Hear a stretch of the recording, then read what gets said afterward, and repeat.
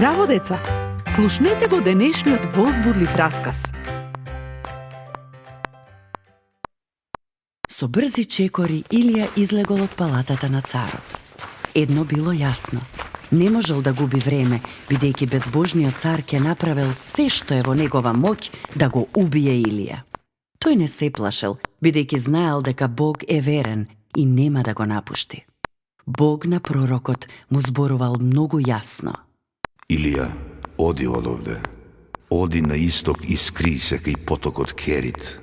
Таму можеш да пиеш од потокот, а јас ќе обезбедам храна за тебе.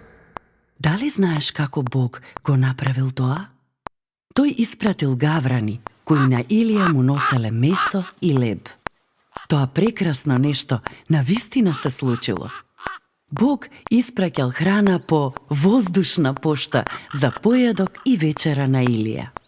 Бог е верен. Се што му било потребно на неговиот слуга, Бог му дал. Скришно место, храна и пијалак. Во тоа време многу луѓе имале тежок живот. Немало дожд, немало жетва и немало храна за јадење. Најпосле се исушил дури и потокот Керит.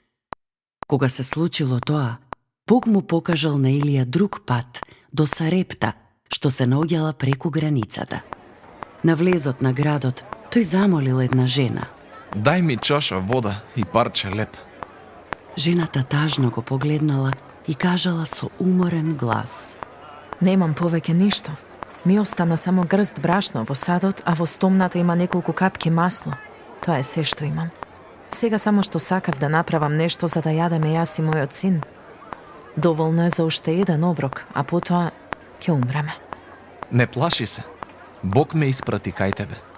Тој рече дека брашното нема да се потроши и стомната со масло нема да биде празна, се додека трае оваа суша. Бог е верен. Што и да вети, секогаш ќе го исполни. Брашното не исчезнало.